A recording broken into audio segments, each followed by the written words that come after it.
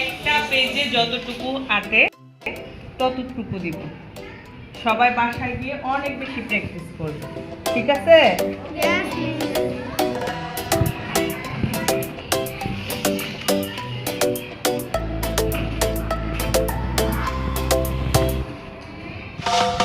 সবাই বেশি বেশি করে প্র্যাকটিস করবে। যত বেশি করে প্র্যাকটিস করবে আমরা তত বেশি শিখতে পারবো, ঠিক আছে?